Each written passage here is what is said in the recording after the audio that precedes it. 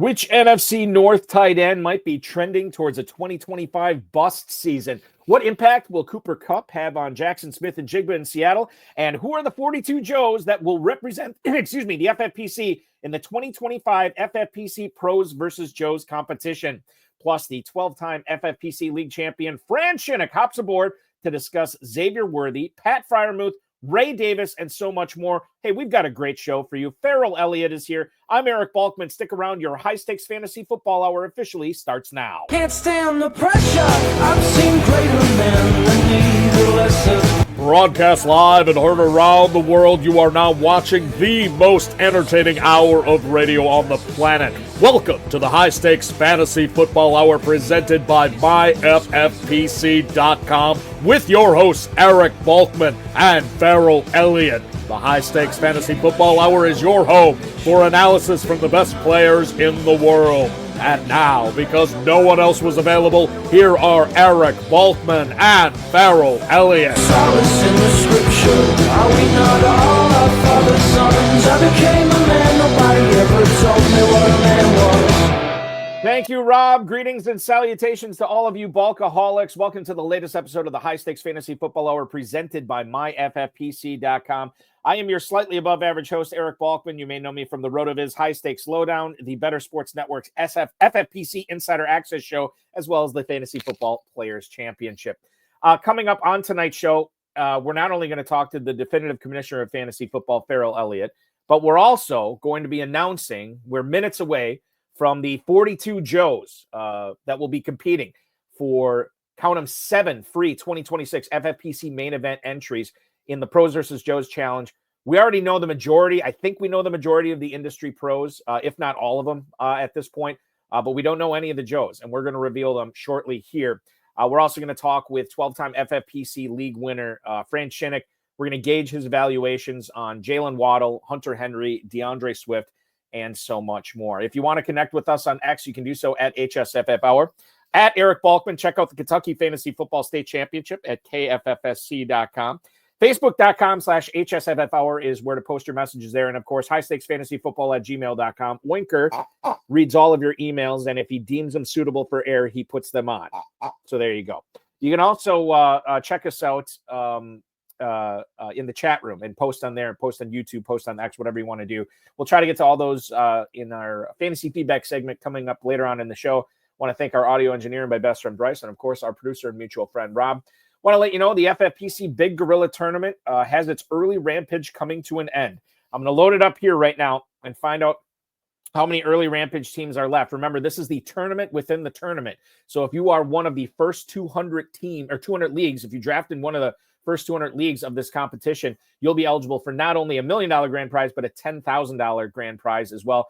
Early rampage leagues remaining is at 17. And regardless of if we still have more left, it closes on June 15th. You got to register by June 15th, draft by June 30th, and then you're eligible for that early rampage $10,000 grand prize as well. We have a midnight draft coming up later on tonight. That already has some signups, and we're about 2 hours away from that too. So check that out if you want to do some late night drafting. Otherwise, drafts will resume tomorrow at 1 p.m. Eastern time. The FFPC main event, we're going to have a couple of live drafts for that, both Saturday and Sunday. $1 million grand prize, $6 million plus prize pool. You can also join slow drafts there. And, of course, for you best ballers out there, FFPC has the Best Ball and the Superflex Best Ball Tournament, $300,000 and $100,000 grand prizes, respectively, just $125 and $35 to join. $100K for the runner-up in the Best Ball Tournament this year. That's new. 30-second, 2-hour, 6-hour, and 60-second and 6-hour clocks as well. If you want to draft in that. MyFFPC.com is your home for Dynasty Fantasy Football. We got plenty of startups available there. The RotoViz, TriFlex, the Empire, whatever you want to do. Superflex, Best Ball Dynasty, we have it all. 2,000-plus leagues over the last 15 years. None have ever folded. Get over to myffpc.com, myffpc.com. Remember to like this video, subscribe to the channel, comment on the video, share with your friends, share with your enemies, and get notified each and every time we go live. More to come on a schedule update. A big live schedule update next week that I actually have to I have more to figure out on Wednesday with Ferrell and Aiden, but we'll take care of that when we take care of that. I want to bring in, speaking of Ferrell, he is the co-host of this show. He is the commissioner of the Kentucky Fantasy Football State Championship. I believe I'm on the clock in one of those drafts right now, so I'll try to make a pick while we're talking to Fran and talking to Ferrell tonight, so I'm not holding up the draft. You know him, you love him. He is the incomparable, definitive fantasy football commissioner, Ferrell Elliott. Ferrell, good Friday the 13th to you. Buddy, I tell you, I'm known and loved. Boy, you talk about an ego booster, Balky. Your introductions are priceless. Thank you for those kind words, sir. You're very welcome. I'm excited to hear all the great things that we have in plan tonight. And, Fran Shinnick is an FFPC player that the KFFSC is fortunate to share, and he'll be making his first trip to the league this year in person. So I'm excited about that. And Balky, I just reserved some rooms at the Paris in Las Vegas, and I have decided that I'm going to arrive on Wednesday, and I'm going to stay for the entire week. Good for you. Yeah. Run me out of town, man. Normally I leave usually on Sunday because it's my son's birthday, Yes, but this year his birthday is on Tuesday. So I'm going to hang out, watch all the games with everybody on Sunday and watch the games Monday night, go home on Tuesday. Very excited for that.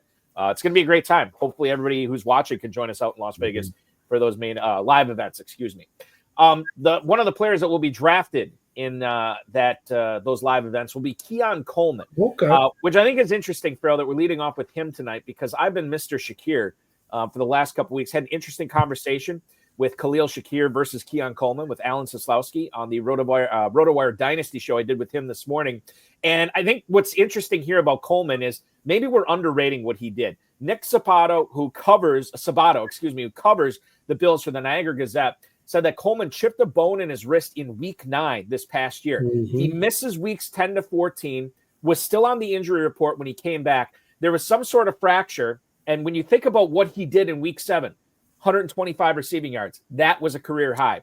Week 8, he had 5 catches. That was a career high. Week 9, boom, fractured wrist, misses the next 5 weeks, and then he's still in the injury report when he came back. Sabato said that Coleman looks like a different player during mini camps this spring. Again, a couple of things here. It's mini camp. It's nothing to get overly excited about. However, it is interesting because this is a second-year player, and oftentimes we see, especially receivers, make a second-year leap. Now, Khalil Shakir just got paid. He got paid big time by the Bills in the offseason. So there's a lot of things, like some people are Team Shakir and some people are Team Coleman here. And I kind of want to get your thoughts on this. If you are drafting a Bills receiver, these are the top 2 Bills receivers being drafted in the FFPC Big Gorilla right now. Shout out to Fantasy Mojo, Darren Armani, who runs fantasymojo.com. And anytime we recite any ADPs on the show, it's all dedicated to him because he puts in the legwork on this. Khalil Shakir, wide receiver 42 at the 806.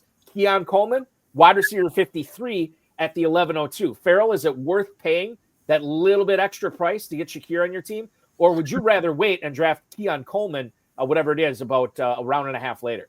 I admire both players, and if I like the build that I'm coming with, I would want to stack these players. I think this is a combo that's going to be very successful this year. And you hit all the fine points about Coleman, Balky. He was a rookie. He did play well. He did get injured. He also just turned 22 years old. He came in the league at 21 years old at 215 pounds on a 6'3" frame. He's been around. He has high expectations for his own game. I think he's going to blossom in Buffalo this year. And I've been a Shakir fan ever since he walked off the campus at Boise State. You can't do any better than Shakir at this. What did you say he was being drafted? 8th round? Shakir is going in the middle of the 8th round. Yes. It's a bit nonsensical because there's a lot of competing players that have now sort of moved out of the way for this. So I really like both these players. So yeah, I'll take both of them if I can get them. Yeah, and you could get both if you want to do that. I think that's more of a best ball play. I don't think so. Well, I mean, you could do it in redraft. I don't think so. It's the FFPC. The only rule is there are no rules. Build your team however you want to do it. That's part of the mystique. No, I think they're both going to have significant games together is what I'm saying. And you have Josh Allen, the reigning MVP, who's been a top 2 fantasy quarterback for like 6 years. I think JJ Zachariason just said on Sigmund Bloom's On the Couch show this week, And Bills have one of the best offenses in the league. How can you go wrong? Mhm. I'll tell you what you could go wrong, and that's drafting Colston Loveland. I haven't made up my mind on this yet, Ferrell, but Ben Johnson says he's not sure if Colston Loveland is going to be a full go for the start of training camp. Training camp, which starts in August, dude. We're still in mid-June. He's dealing with the shoulder issue. I believe he's recovering from shoulder surgery, off-season shoulder surgery. Red contact jersey is what he had during minicamp. He's been lifting weights. He's been running routes, but he has not participated in practice so far. He was the 10th overall pick in the draft.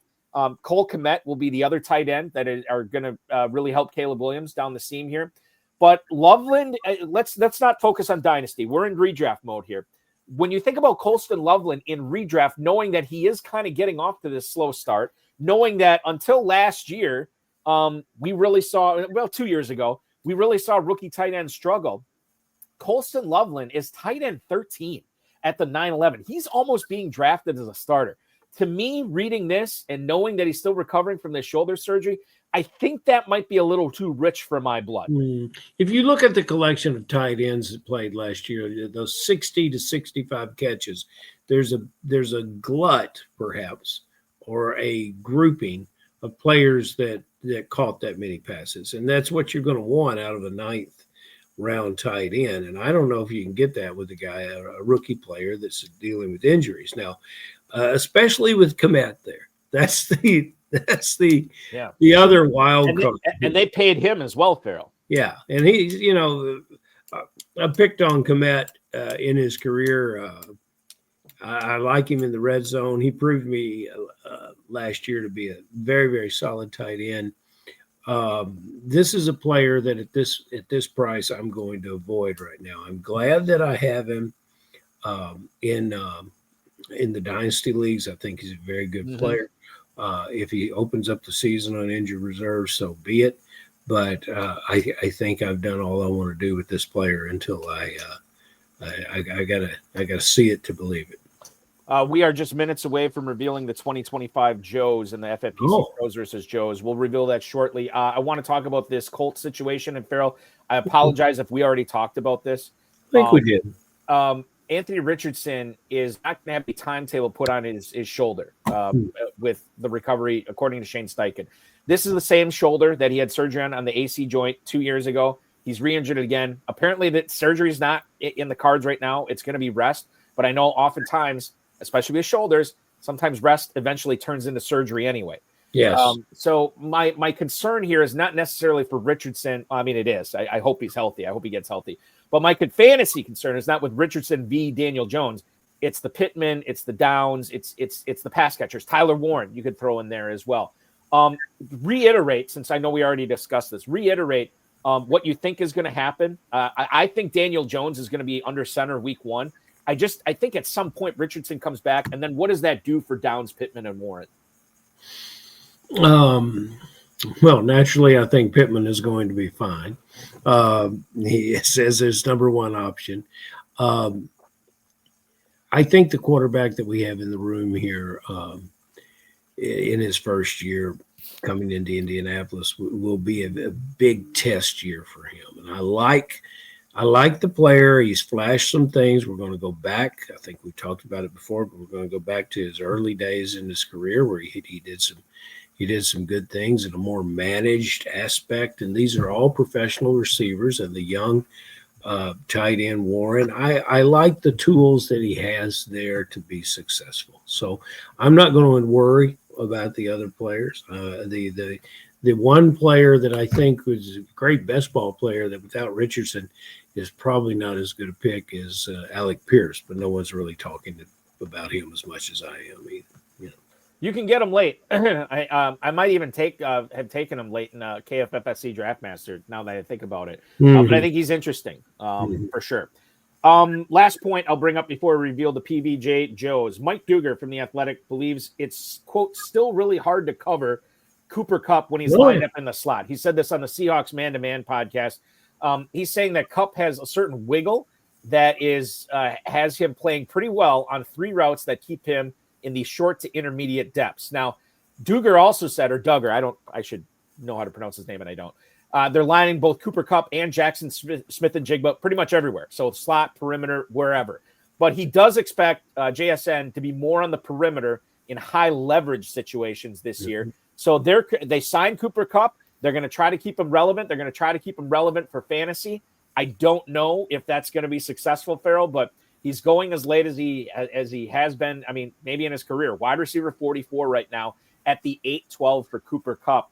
I know, like, it's a bit of a cringe pick for me there, but Cooper Kupp, after this report, as my number 4 receiver in the FFPC or KFFSC, it doesn't taste great, but it's definitely edible. This is a validating pick, Balky. A validating story about a player that you could pick in the 8th round. I think is stealing. I think Cooper Kupp is in line for another excellent year. There's no reason to take this player who obviously was looking for a change of venue and now is going home. And I think Cooper Kupp is very excited about moving forward with this team and what he's going to do with the new face of this team. And I like it. I like it a lot. I like it a lot too, and I'm starting to like it more and more every day. Without further ado, we have kept you waiting long enough. Fran Shinnick is standing by. We're going to talk with him right after we announce these pros versus Joes. Once again, these are the 42 Joes that will compete against the 42 industry pros in 7 separate leagues, the winner of which will each get a free FFPC main event team in 2026 to compete for $1 million grand prize on the house. But you got to earn it. You got to beat the 5 Joes, and you got to beat the 6 industry pros in your league. The overall winner will get that awesome custom belt that Darren Armani showed off last year, which is very, very cool. These are in no particular order, I don't believe. Yeah, I've randomized these, so you're going to have to listen to the whole list to see if your name has been called. And I'll kick it off by keeping up with the Joneses. Dennis and Stephen Jones, congratulations. You are the first Joes in this year. Followed by another tandem. Brian Lindo and Jeff Kuzmano are also going to be participating this year. And I might butcher some of these names, so I apologize. Nate Motiset and Stephen Perry, another duo. They will be teaming up to play in Pros vs. Joes. Greg Link, welcome aboard. Zachary and Gerard Renz will also be covering their draft here on the High Stakes Fantasy Football Hour. Scott Fritz is in. Joe Van Gogh, a longtime guest on not only this show, but the RotoViz High Stakes Lowdown. He'll be participating as well. He will be a tough guy to compete with, too. Bob Buonopane is also aboard, representing Italy. I don't know. Maybe America. I have no idea. Stephen Fox, congratulations. You are a Pros versus Joe this year. Welcome back to a pair of guys who have drafted in this contest before, I think multiple times. Roy Parenzuela and Corey Hanstein will be teaming up to draft again, as will Kyle Hoff and Ryan Heller. Welcome aboard to the Pros versus Joes team. Waleed Makbul is also going to be on the roster for the Joes this year. The guy who already popped in the chat earlier tonight to say the Ferrell and Balky shirts, which I apologize, Stephen. I know you've sent me the mock-up. I have not had a chance to look at it yet. And a guy who was on the show just a couple of weeks ago, Stephen Hirgalos and Michael Reddy, welcome aboard to Pros versus Joes this year. Ken Orovets is also going to be a Joe. Ferrell, you know these guys fairly well. Petri and Larson. Brad Petri, Darren Larson. They'll be drafting in Pros versus Joes. Bill Lazell, another longtime FFPC player. He's in as well. Daryl Burker is in. Lawrence Ehrlichman is in, a guy who has been on many podcasts that I have done over the years for the FFPC. Rob Vieira is also in once again for Pros versus Joes. Another former guest of this show, John Zaleski, is also going to be a Joe this year. Rick Raymaker, a guy that if you watch this show, you know him well. He and Andy Rule will also be participating in Pros versus Joes, as well as Robert Tomasino. And from Tomasino, we go to Nick Costantino, and Sean Stutzman, 2/3 of the Go Bills franchise that won the FFPC main event in back-to-back years. They'll be in Pros vs. Joes this year. Albert and Kyle Leach, welcome aboard. Al Leach has been on this show before. Jason Camp is in. Our good buddy Ferrell, Vince Staffolino, made the cut this year. His name was picked. He will be in Pros vs. Joes. Ron Hacker, Mark Steffen will also be competing, as well as Gary Morgan, David Martino, Frank Puleo, Nick Thompson, all in Pros versus Joes this year. Congratulations, guys. A few more names here I'll get to. John Rozek, the Fantasy Football Hall of Famer, longtime FFPC and KFFSC player. He's in. The Pride of Australia, Grian Myers, will be competing from Down Under in the Pros versus Joes. So, and then another guy, another tandem we know well, Hung out with these guys in Vegas plenty of times, and we've hung out with Drew in Kentucky, Drew and Josh Maselli in Pros versus Joes as well. Those are some fine guys. They tough. It's a tough field. I'll tell you who's also making it tougher. The next name, who's done a couple of shows with me over the last decade and a half, Shelley Fossum is also in as well. Daniel Amato, Todd Aaron is in as well. The Hook Boys, Ben and Randall Hook, are also in. Tuesday night's guest on the RotoViz High Stakes Lowdown. I was texting him about it, and I already knew the results. Billy Van Ormer will be joining me live on Tuesday, and he's in Pros versus Joes. Congratulations. I know he really wanted in. He got in. 2 names left. We have Eric Young, and the final Joe this year will be Chris Carlson. Congratulations to the 42 Joes. We are going to post this somewhere. I'll probably post it in an FFPC email, so in case you missed this broadcast tonight, you'll be able to check it out and see that you're in. And then Darren Armani will hook up with you, and you'll be able to find out when you're drafting, live or slow. You can pick which draft you'll be in, and I will get that all squared away. Congratulations, everybody. Good job, buddy. Let's get in. Scott Hoyt, guess I sucked so bad last year. Don't even qualify as a Joe. You do qualify as a Joe, Scott. You just didn't win. It's your name. I know he's participated before. You never know when you might get in again. So best of luck to you in 2026, Scott. Okay. Let's see here. Yeah, Stephen Yergalis. Balky, as long as I don't have to draft against you again this week, I'm feeling confident. Stephen and I are in a KFFSC draft right now, a slow draft, and we're not even close. I think I have the 10 pick and he's got the 1 pick. So it's not like we're sniping each other at all. Jay Wimmers, yes, I may have left your name in the hat. Maybe next year. We'll see what happens there. Hey, Colin Hoffman checked in and says maybe next year. Yeah, Pride of Appleton, Wisconsin. Hope Springs Eternal for Colin, and Colin owes me a phone call, by the way. Oh, he does? Okay, Yeah. well, Cullen, I'm ready to collect anytime. challenge extended, Cullen, on that. Ladies and gentlemen, I want to get to our guest tonight. Yes. He's been on this show before. He is a guy who has added a few more championships since the last time we talked with him. And he joins us tonight to talk about so much, a lot of player takes. We're going to get into Evan Engram. We'll get into Hunter Henry. And I believe, what was the other question we had? Oh, yeah, we got a J.K. Dobbins question for him as well. Please welcome back onto the show, Mr. Fran Shinnick. Fran, welcome aboard, man. I'm glad to have you. Happy to be here, guys. Thank you for having me. Absolutely. I always love talking with you, although I do have to make a slight confession. I don't like to start off these interviews with lies, but I did say I read off all 42 Joes. I really only read off 41. The 42nd Joe That's what I was keeping. is Fran Shinnick. Congratulations. There we go. There we go. Yes. All right. There we go. That is awesome. Yeah, That is congratulations, man. So it's Thank going to you. be fun. Have you ever drafted in it before? I don't think you have you? I don't think so. I think this is the first time. Yeah. Thank you. Well, that'll be fun. Yeah, I'm really excited.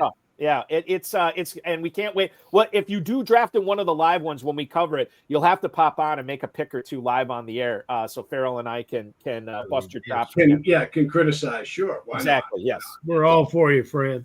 Yeah.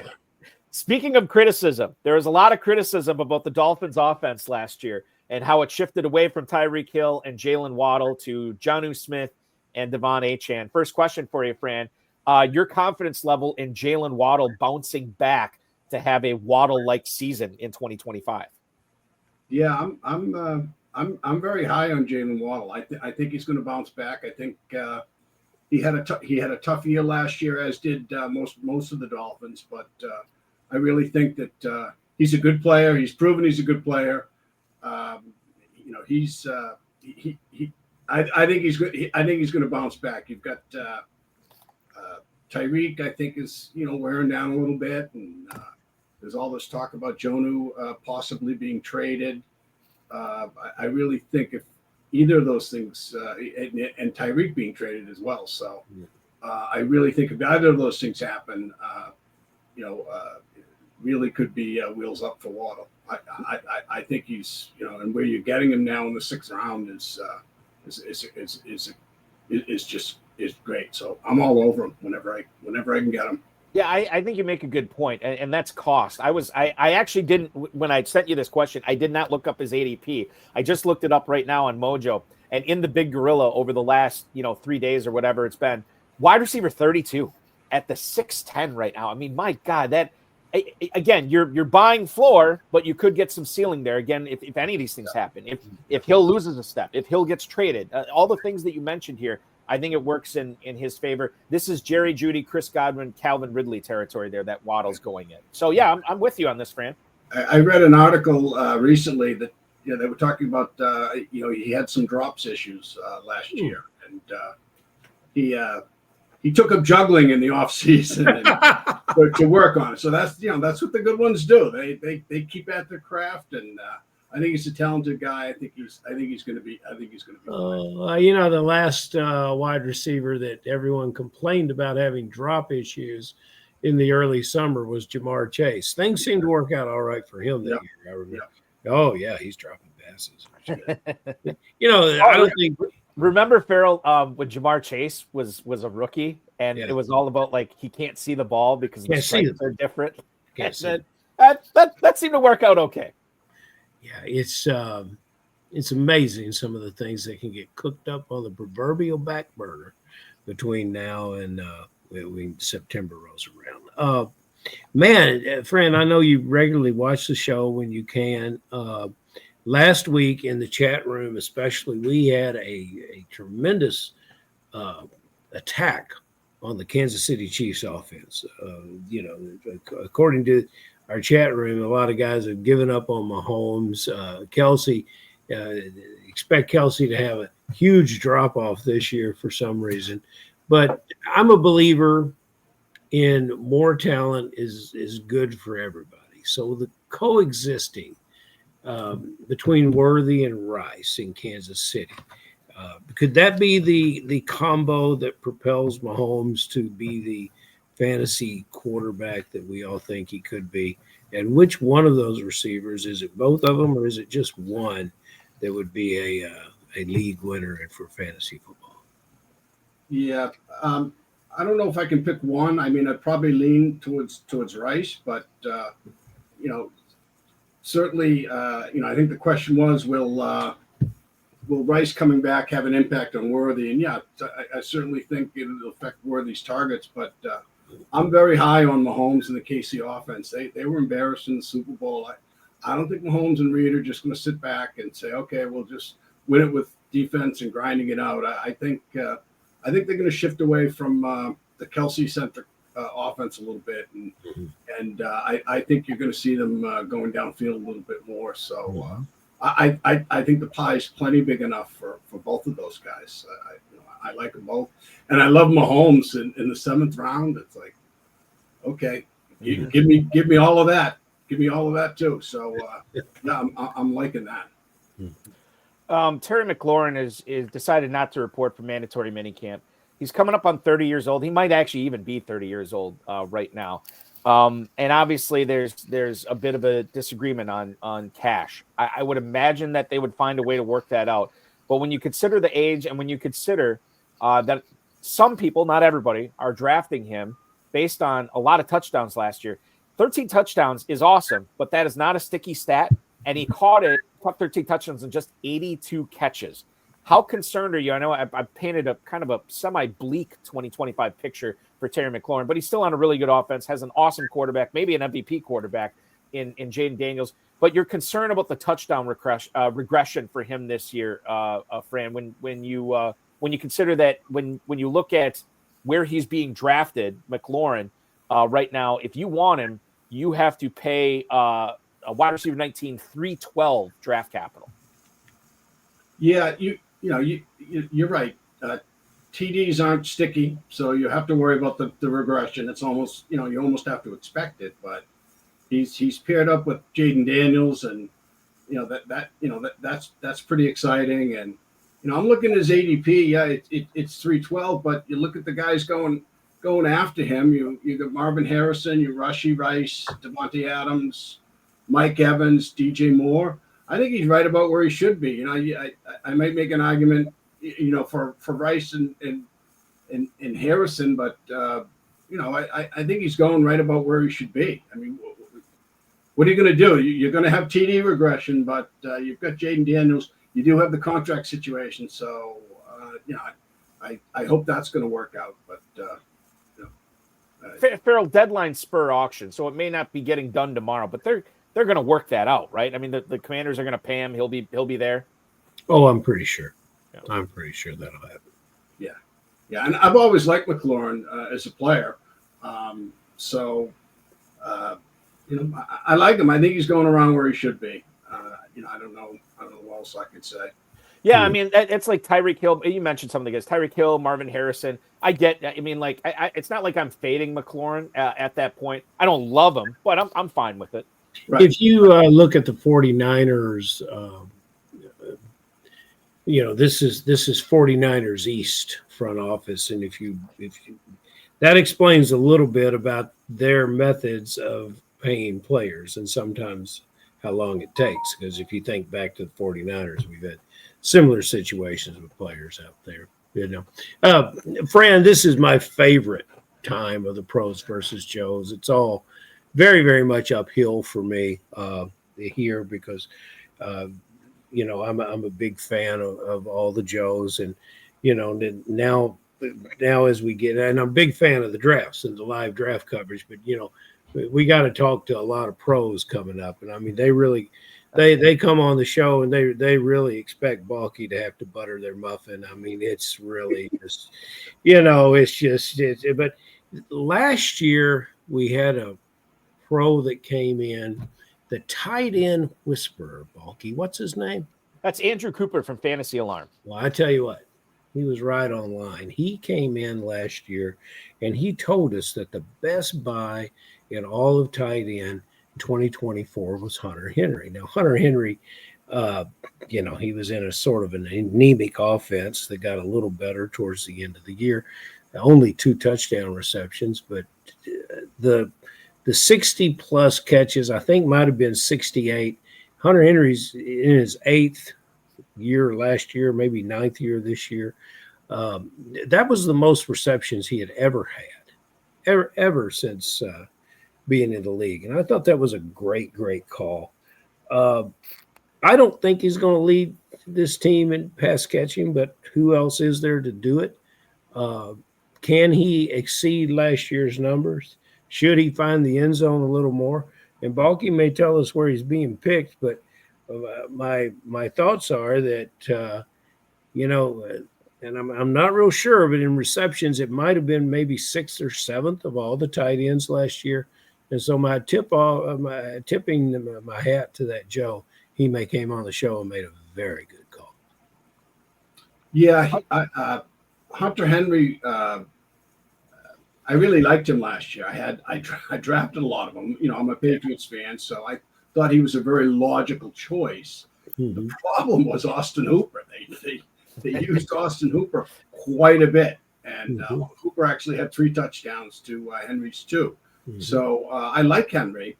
Will he lead them in receptions again this year?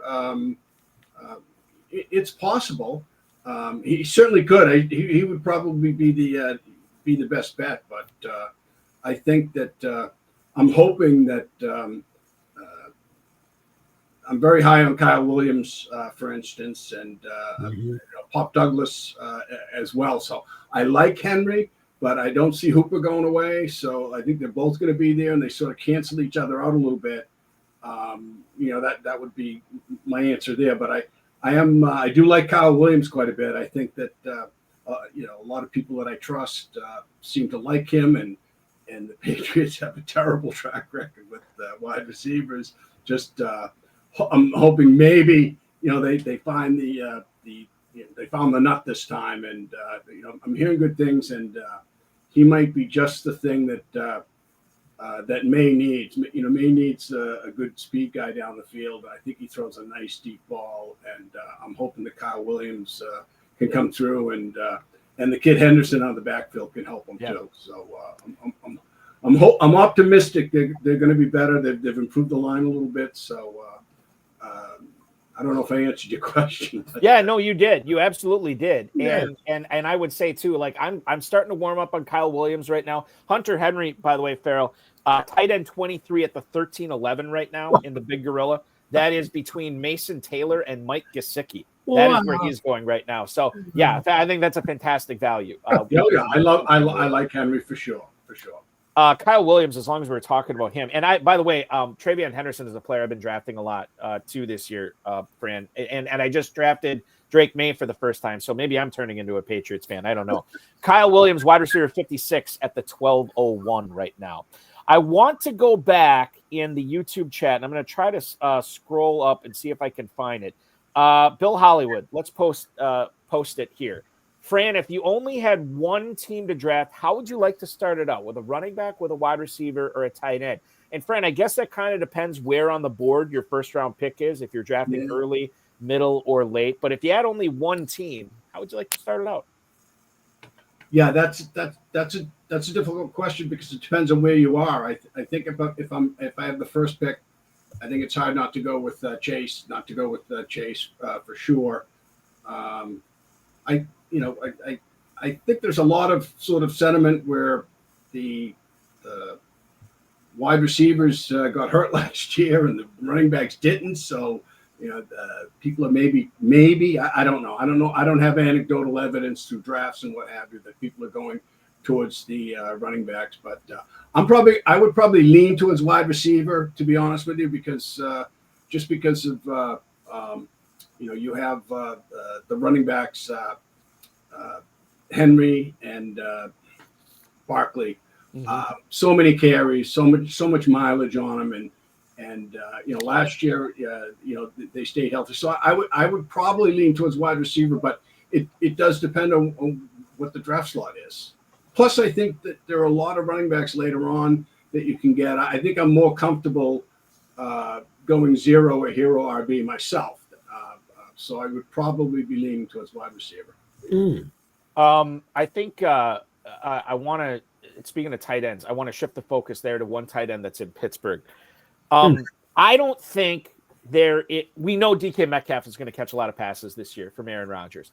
After that, Fran, I'm not sure if it's going to be Pat Freiermuth or Jaylen Warren. I like Jaylen Warren this year, and I don't think I've ever liked Freiermuth. I've never minded him. I've tolerated him before. I think I might like him this year because I don't know if Calvin Austin or Roman Wilson or anybody else there is going to develop into Robert Woods or whoever is there. I don't know if they're going to develop into be that second pass catcher. I think it's Freiermuth, and we know how much Arthur Smith likes to use his tight ends. How do you think Freiermuth is going to fare with Aaron Rodgers in Pittsburgh this year? Well, I think the short answer for me would be I like him as much or more than I did when he had Wilson and Fields. Yeah. So. And so I definitely like that, and I've always liked him, and I have to say more often than not I'm fading tight end, and Freiermuth's always been the kind of guy you can get him. He's a pretty good player. The Pittsburgh offense has been a little dicey later, but I do agree with what you're saying. I like Rodgers. I like the combination there. But I got to tell you, I don't know if the crowd agrees with what I'm saying, because I was looking at some ADP from May, and Freiermuth was tight end 18, 11-2, and I looked today, and this is a Darren Armani site, of course, and he's tight end 19, 11-11. So explain that. And maybe I have something wrong there, but I would have expected it to go the other way myself. But it seems a little odd. Maybe it hasn't kicked in yet. I don't know. I don't have a good explanation for that, actually, other than just it's the whims of drafting in June, right? Yeah. Like just, sometimes I think because a lot of people who've been drafting already, they want to differentiate their lineups or their rosters a little bit. I don't know if that has something to do with it, but one thing I will never understand as I walk this earth for the remainder of my days, I will never understand the mind of the FFPC player. Fran, it's why we do this show. So I can pick the brains of guys like you and figure out what makes you guys tick and why the ADP is set this way. That's what we do. That's why this show is in existence. You have so many good, really sharp people. Me, I'm a chucker. I'm the guy who's probably throwing everything off, with the ADP, So. Fran Shinnick, ADP destroyer. That's what you are. I love it. Fryermuth could destroy the competition if you're drafting him that late. You're a perennial 70 catch player. Yeah, he's good. Who plays through injury. You count on him being on the field. Just tough as nails, and yeah, it's hard. Let's stay at tight end. Let's try to find some tight ends somebody wants to draft, for God's sakes. Let's go to Denver and talk about Evan Ingram, probably the biggest bust. You talk about young tight ends, and part of it was physical. Dulich, the kid I liked out of UCLA a couple years ago, has been a complete disappointment for a variety of reasons there in Denver. Now Evan Ingram's front and center stage, and we've got to sometimes question this coach about what he's done at the tight end position over the years. What do you think happens with Ingram, a player that I really began to admire when he got out of New York Giants? Another change of scenery for Ingram. Is it going to be a positive one, Fran? I think so. I think if he can stay healthy, it's like, wow, what's not to like? The Denver offensive line is good. Their defense is good, and the QB, young QB, where's he going to be looking? He's going to be looking for his tight end. So I think I definitely like Ingram a lot. And I like the fact, Fran, that the team itself is on a rise. There's big expectations for this team getting better, and I think Ingram adds to that and rides that wave. You got to throw. Was that Hoyt that made that commentary about Isaiah Likely? Yeah. You got to throw that up there where nobody. We don't. Well, now Scott is the one, and I'll just say this, just for context sake. Scott, we had on the show last year. I think it was after week 1, and he was a big proponent, and there's very good reasoning for it. He was a big proponent of taking a lot of these guys who had big week 1. So one of the guys that he did draft much earlier than where he was going prior to that opening game was Isaiah Likely. So Scott was like in top 3 overall in the main event after week 1.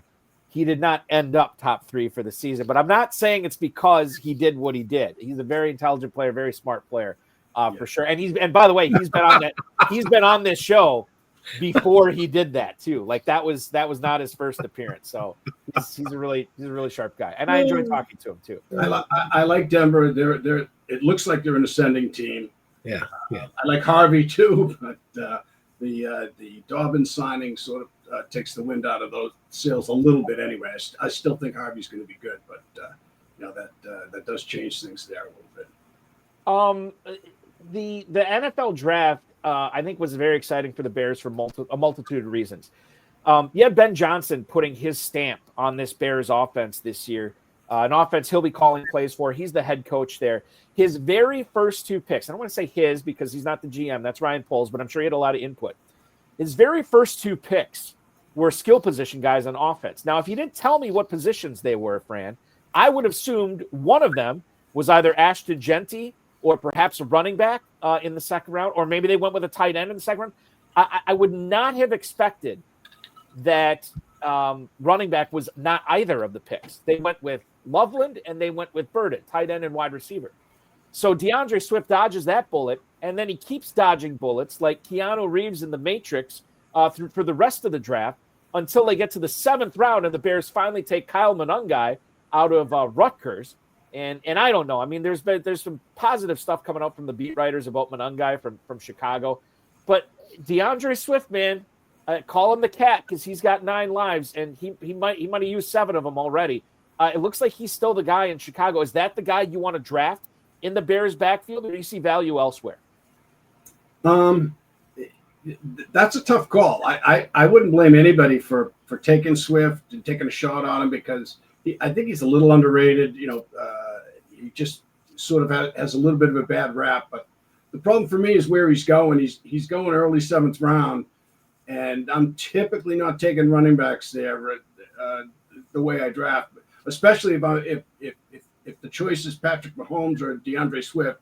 I'm probably going to take Patrick Mahomes, and there are some other wide receivers here like Godwin, Juwan Jennings, Ridley, etc. So I'm probably more looking that way than I would be at running back right there. And then, the fact that you can get Roschon 7 rounds later if you want to take a shot, that's probably the way I'm going to go. But I wouldn't blame anybody. Swift could be the guy, and so why not? So I wouldn't blame anybody for doing it, but probably not me, to tell you the truth. We can't. Just real quick, Ferrell. I just want to follow up on that. I'm sorry, Roschon Johnson. Is there something? Is it just the offense that's around him? Is it the offensive line that's been improved? What is it about Johnson that you think he's worth the dart throw late? Yeah, he's worth the dart throw late, and I looked today, and he's my highest owned player on FFPC. Now, a lot of that is dynasty. It's like I'm going to hold on to him, hoping he becomes a thing. He hasn't. But it's sort of a low risk roll of the dice. His ADP is 14-12. So really, it's like, to me it's low risk. It's not that I'm in love with the guy, but I still think there's a chance that he could be the guy. So that's kind of how I feel about that. Could be the guy in Buffalo was what we were talking about last year with Ray Davis. And when Ray Davis got a chance to carry the rock, like I hoped he would, I think back to an early October game versus the Jets when he not only ran the ball well, but caught it very well. And he had some moments through the season. He hit the ball late and didn't contribute a lot. 20 carries in that Jets game, about 110 carries on the season. What's his workload look like? What does it do to the backfield? How does it affect Cook? Is he a complementary player to Cook, or does he take so much away from Cook that it thwarts Cook's progress for fantasy players? Well, I definitely think he's going to hurt Cooks, and Cook is a candidate for TD regression for sure, as well. So I certainly think Ray Davis has looked pretty good, and he flashed a little bit last year. So I would expect him to get a little bit more time. I don't know what's going on with Cook and the contract, but I do think Davis is going to eat into his playing time. Dynasty for sure. It's Ray Davis. But this year, I do think they're going to hurt each other. Plus you have Josh Allen. With all the goal line touches. So it's kind of a messy situation, if you ask me. Running back 14 for James Cook at the moment. 402 is his ADP on Mojo. Ray Davis is running back 45. You can get him in the 11th round. That's starting to look pretty good, but he gets much higher than that, and I'm probably out on Ray Davis. But it's very interesting as it stands right now. Let's get to a couple of emails for you that came in, Fran. First one is from Carl in Lockport, Illinois. Carl, good to see you. Hi, Fran. How does J.K. Dobbins affect R.J. Harvey now? We kind of touched on this a little bit, but the addition of Dobbins, I have some thoughts on this. I quite frankly, I've shared them enough. Fran, I want to know what you think the impact is of Dobbins now that he's in the same backfield as R.J. Harvey, who is the highest drafted Broncos running back. Yeah, brings tears to my eyes is what it does, because I had drafted Harvey in a few spots. How can it not hurt him? I don't think it ruins Harvey, but Dobbins is, if he stays healthy, how can he not eat into Harvey's touches? So it's absolutely a negative. I mean, dynasty, not so much, but certainly for redraft for best ball, I think it hurts a little bit. I took some early shots on Harvey. Having Dobbins now, I definitely think that is a damper on that. I think that, and this is how I've always treated it. I just always felt Denver was going to add somebody, even after the draft. I don't know who it was going to be. I didn't think it was going to be necessarily a difference maker, so to speak, but he does change things for Harvey. Now, a couple of positive things about this, and if you already have Harvey, maybe this isn't a positive, but this should move him down in ADP a little bit more. Sean Payton has a history of using a lot of different backs, but at the same time, usually that number one back is a capital letter number one back. You think about, Kamara is a perfect example of that. So I still do think Harvey is the guy here in Denver. And maybe the fact that Dobbins is in there, Fran, we look at it from the standpoint of maybe Harvey's got a really good chance of staying healthy for all 17 games now because they won't have to run him into the ground. They have J.K. Dobbins as well. Yeah. I would have preferred an older guy like Chubb or something, but right. Dobbins could be really good. So that's a little scary. It is. I'm not saying it's ideal. For those that have already drafted Harvey. Right. Yes, exactly. Yeah. One more email for you here, Fran. Josh in Little Falls, New Jersey. Thank you for the email. How good or bad is TJ Hawkinson going to be with JJ McCarthy throwing him the football this year? Thanks so much. That's Josh in Little Falls, New Jersey. Fran, your thoughts on Hawkinson this year with a brand new quarterback, a quasi-rookie quarterback, I could say, too, with McCarthy. It's like Josh read my mind. I think Hawkinson's a great value at tight end. I think McCarthy, again, maybe it's hopium, I don't know, but a lot of people really love him. And, if he's good, I think young QB and a big tight end, it's a no-brainer. So I love Hawkinson. I think McCarthy's going to be good, and I think Hawkinson's is going to be good. So I love that combo. Final question, Ferrell. It's all. Balky, there's no more emails. We just had the 2 emails for Fran. There's wow. Fran, you answered all the questions so well, no one could even come up with any more emails. So I'll ask you this. Now, Fran, disclaimers. We can't talk about players we've already talked about. They cannot be on this list. They cannot be part of the answer to this question. When you get to Kentucky, when you get to Las Vegas, who are you not going to draft? Who's somebody that you're just not going to touch? And then who have you not shared with us, if those main events were today, here on Friday the 13th in June, who would be the guy that you just really have to get on each of your teams? Well, it's tough because we have talked a little bit about some of them, but I would definitely. Yeah, we can't talk about them. We can't use this, guys. All right. Okay. Fresh material. By the way, Fran, that is Ferrell's rule. That is not my rule. Yes, sir. It's I have no control, though, Fran. So if you want to use any player, you can. I cannot hit a button to quieten you down. I'm staying away from Tyreek Hill. I don't know how much of that is. I just think he's wearing down a little bit, or my man love for Waddle. But I'm staying away from Hill. Another guy we haven't talked about that I'm just letting other people take him would be Debo. I'm just a little worried about his. Let other people have Debo. Who's somebody you gotta have? Somebody I gotta have. That's a tough one.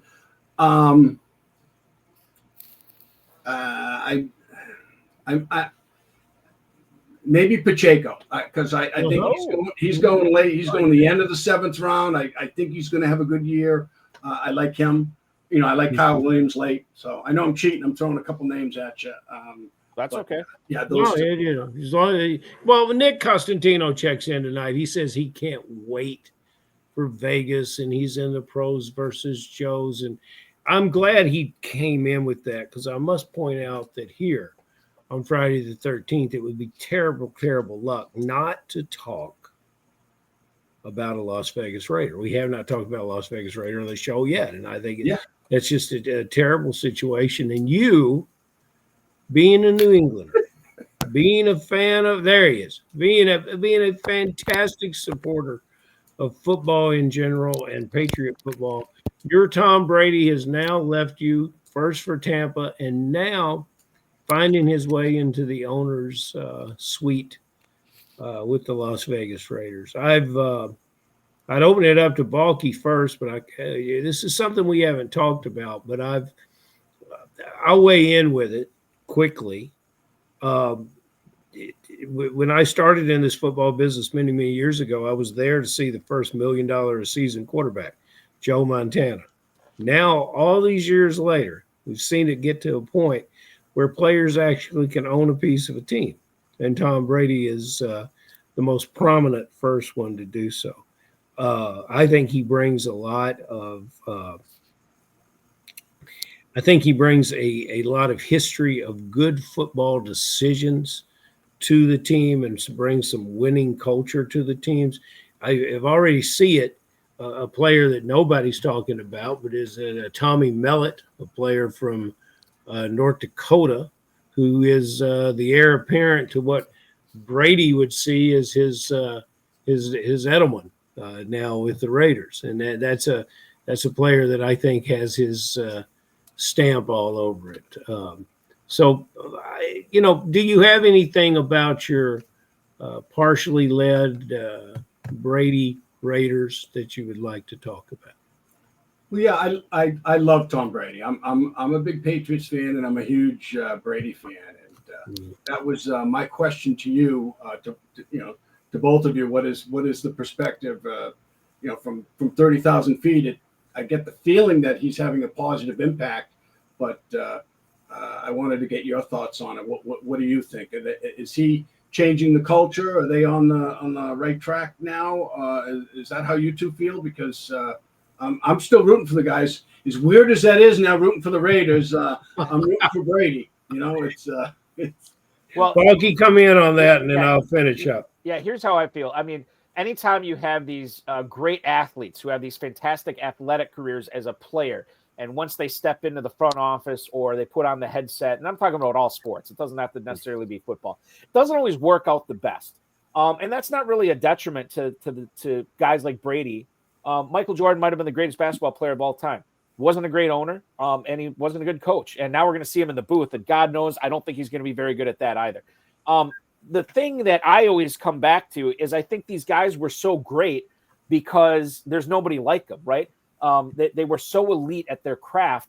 And then when they go into a position where they have to rely on other people or they have to get other people to be at that same level somehow in doing their gig, it doesn't always translate. Now, I'm not saying that's going to happen with Brady and the Raiders. I think the Pete Carroll hire was really good. Obviously, I'm a fan of John Spytek. Shout out Waukesha, Wisconsin. So I think that they're making the right decisions. I like what they're doing on offense. That's a really good offensive line. But Bowers and Genty out there, I think Jacoby Myers is underrated. We'll see what happens with Jack Besh. And I think getting the quarterback like Geno Smith, he's not gonna, he's not a mountain mover. But to your point, Fran, I think this is going in the right direction. It has to, because my God, that division is just going to be brutal this year. The AFC West and the NFC North, one of those divisions are the toughest in pro football. So I would be cautiously optimistic, but understanding that the Raiders are probably fourth in the pecking order in that division. I have to rein in my expectations for them. But I do think that a lot of the decisions that they made this offseason, not only with player personnel, but front office, ownership, I think they were all good by and large. So, yes, I'm on board. Good. There's so much change in the front office league-wide that it's probably the perfect time for Brady to step into this situation. And not only is he, his relationship with the group coming over from Tampa, his relationship with Mark Davis, and I think the way he's presenting himself, you mentioned Jordan, Elway was mentioned in the chat, but I can't see Jordan or Elway sitting through a roast of either of them. No. And I think we learned a little bit about Brady, and he has a well-publicized divorce, a crypto misstep, yet he put himself out there, and I think it sort of tells you something about that this guy's chapter is not over with what he wants to accomplish yet. So it's good. It's good for the team. More importantly, it's good for the league. And I'm just thrilled that players can now have an ownership position with the team. We've come a long way. I think it is pretty cool, too, for a lot of these guys who grew up watching Tom Brady as a kid, and they get drafted or signed by the Raiders. Like, wow, Tom Brady owns the team I'm playing for. Like, I'm playing for Brady. That's kind of cool. I got to believe that has some kind of a positive impact as well. Yeah. Hey, don't we have Stephen G T-shirts to sell? Okay, here's the thing. He sent me the prototype in my email. I have not looked at it yet. And that's on me. Like it's been a busy week or so, but I will take a look at that. And for sure we'll get these t-shirts going. I don't know how much money there is in t-shirts. but we might find out. I don't Balky, if your face is on it, it's worth a fortune. God, I wish my wife would say stuff like that. Fran Shinnick was awesome once again tonight. So much fun talking with you, Fran. Congratulations once again on being one of the 42 Joes that are going to be competing for 7 FFPC main event free teams in 2026. Congratulations on all your success so far as well in your 12, count them 12 now, FFPC league titles. And hopefully we'll talk with you when you're drafting in Pros versus Joes. And I'll see you in Kentucky. And will I see you in Vegas as well? Well, I don't remember committing to Kentucky. Oh, okay. Paperwork. All right. I think paperwork here. Because I've won a couple of KFFSC main events, he thinks I'm locked in, but I'm not sure. I have paperwork. Matter of fact, I confirmed that there's a reservation at the hotel in your name. All This right. is how we do it down here. We kill you with kindness. And Well, thank you guys for having me on. It's great. You guys do a great job, and I'm honored to have spoken with you. Thank you, Fran. You be good. Enjoy drafting season, and we'll see you when we see you for sure. You too. All right, man. Bye-bye. That thanks so much. That is Fran Shinnick, 12-time FFPC league title winner, and 2025 FFPC Pros versus Joes Joe. Awesome. I always like to surprise people like that. I think we've done it like 3 or 4 times. I thought that was pretty slick. Yeah. Well, I mean, I think the thing is I only do it once a year. And even Sean Green, who was in the chat tonight, he's like, oh, I remember this 1 year ago today. Balky had me on the show, and then he told me I was a Joe. I'm like, Sean, don't ruin it. Like, this is what we're doing for Fran tonight, too. But I think because I only do it once a year, people like kind of forget that I do that. But now next year, people are going to be like, oh, who's ever coming on the show and they announce the Joes, he's going to be a Joe. Or maybe they will. Maybe they'll forget again. I don't know. So we'll see what happens. We are going to see what happens with the Kentucky Fantasy Football State Championship. Ferrell, I'm enjoying drafting in that right now. With everything going on, we have still spots available both in Louisville and Northern Kentucky. But if you want to draft now, there's plenty of main events, slow drafts, main events going on, starting in live main events, starting in a couple of months here. But the Sweet 16s is that what I should be calling it? The Sweet 16s? Yeah, that's the Sweet 16 Best Ball Championship. Thank you. Yes. The Sweet 16 Best Ball Championship. And Balky, we will have some. We've completed our first slow draft for this year's main event. There are slow drafts available to join now, and there will be late June, early July published main events, live main events on the site forthcoming. But yeah, our best ball championship, 96 teams, limited to 96 teams, a $300 entry gets a $10,000 grand prize. And we have one going off, the Old Fashioned, named after my favorite bourbon drink. We have one spot remaining. So whoever would like to grab that spot can either log on, sign up, or give me a call, because we want to get started tomorrow with that.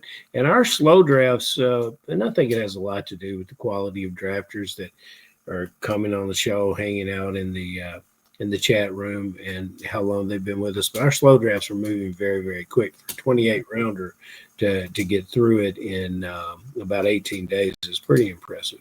I'm just looking at, because I'm in that Old Fashioned division. By the way, the Old Fashioned tastes totally different in Wisconsin, but it is a standard cocktail up here. You're probably going to have a couple of those when you come up and visit me in August or Mile. Yes, sir. Very excited about that. But everybody in that, I mean, you get Adam Krautwurst, Jake Valike, Mike Mattingly, Stephen Hargalos is in that one as well.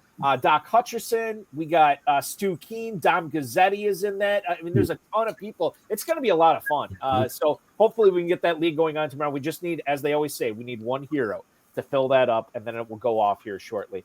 KFFSC.com is where to go for that. Once again, KFFSC.com. Ferrell, I'm going to have to – I know we can't do a show on Friday next week. Okay. But I'm trying to schedule something maybe Wednesday, maybe Monday. I know we won't have one Tuesday. We won't have one Thursday. But I will let you know. I'll let the viewers know as soon as I know, because I got to coordinate with Aiden on some things on this. But I will let you know. But at some point next week, we will do this again. I'll be ready when you are, Balky, and you better get that T-shirt mock-up ready. Yes, I know. It's on me. I'm the holdup. Hi, hello, it's me. I'm the problem. Whatever the Taylor Swift is. From DeAndre Swift to Taylor Swift, we had it all tonight. Ferrell, be good. Have a great weekend, man. See you, bro.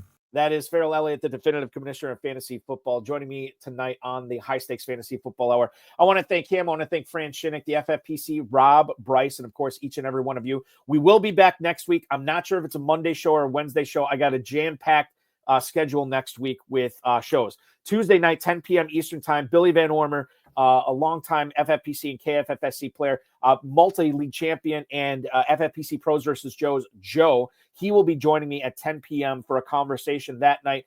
Thursday, I'm going to have Corbin Young from Rotoballer on the Insider Access show on the Better Sports Network. That goes from 7 until 9. So that's our schedule next week. I think we have live draft coverage. In fact, I'm going to look that up right now. I should be more prepared for this, and I apologize, but I want to promote whatever I can. Scott Barrett, is that next week? Yes, that is next week at 8 p.m. Scott Barrett. So it'll probably be a Monday show for the HSFF Hour. More to come on that. But there's going to be live Big Gorilla draft coverage with Aiden LaCorey, Dave Terpoli, and then Fantasy Points. Scott Barrett is going to join us for that as well. So that's going to be a lot of fun. And then maybe we'll do shows Monday, Tuesday, Wednesday, and Thursday next week. We're going to break YouTube with all the FFPC coverage. Speaking of FFPC coverage, the FFPC main event going on right now, $1 million grand prize, Best Ball Tournament and Superflex Best Ball Tournament. Enter for $125 or $35 respectively. $100,000 grand prize in the Superflex, $300,000 grand prize in the Best Ball, and of course, $100K runner-up in that tournament as well. Pick up Dynasty Startups at myffpc.com. And don't forget about the FFPC Big Gorilla Tournament. Early Rampage Leagues. There's only 17 of them left. They will end on Sunday if they're not full.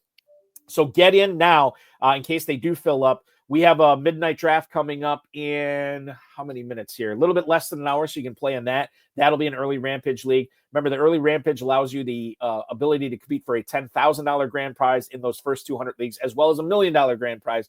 2 tournaments for the price of 1 entry fee. How can you beat that? Spoiler alert, you can't. Go to myffpc.com and register for that now.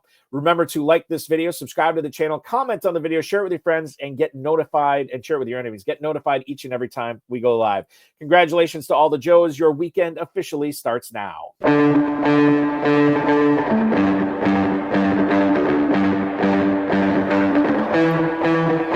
This has been another episode of the High Stakes Fantasy Football Hour presented by myffpc.com. It was broadcast live and was watched around the world. Balky and Ferrell will be back next week with more analysis, more interviews, and more advice from guests much smarter than they are. Thanks for watching, and we'll talk with you again next week. Ferrell, I don't often bring you back for this, but I'm going to. The old-fashioned division is full. Yes, sir. It appears that our good friend Mr. Root Chuck Root, baby. Yep, but Mr. Buck picking himself. So that's awesome. That'll be starting tomorrow. It's going to be a lot of fun. KFFSC always is, as well as the FFPC. We're in the thick of it for fantasy football drafting season. For Ferrell Elliott, I'm Eric Balkman. Be good, everybody, and we'll talk with you again sometime next week.